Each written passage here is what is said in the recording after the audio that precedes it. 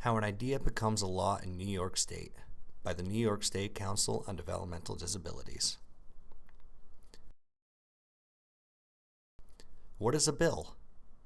A bill is a proposal for either a new law or changes to an existing law. An idea gets turned into a bill by a legislator. What is a state law? A state law is a set of rules that govern the conduct of a community and are enforced by the state.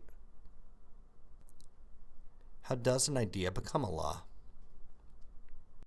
Step 1 is having an idea. Examples of ideas could be that people with developmental disabilities should get their fishing license for free.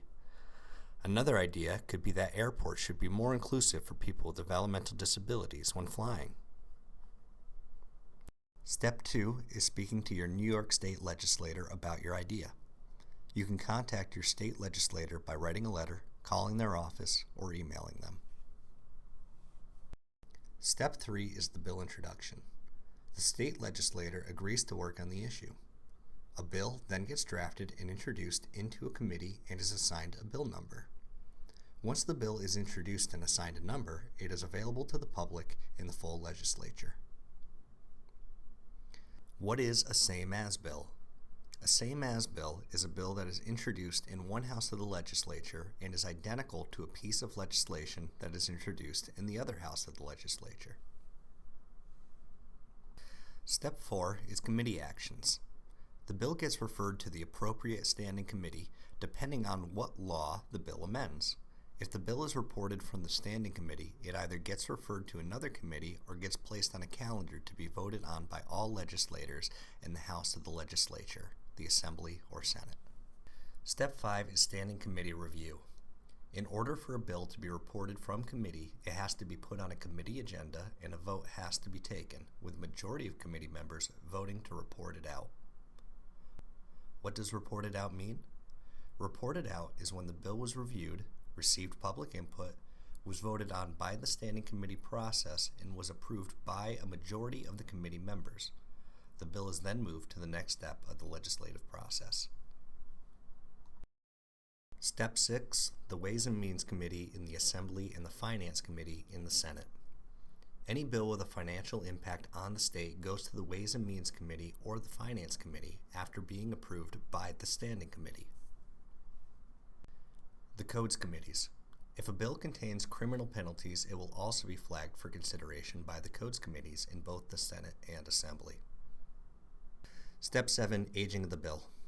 After a bill has been reported from the last committee that needs to consider it, the bill has to age for 3 straight legislative days before it can be voted on by all senators or assembly members. The governor can lend the legislature a message of necessity to allow the bill to be voted on immediately. Step 8, floor votes. If a majority of the Senate votes in favor of the bill, then it gets to the Assembly.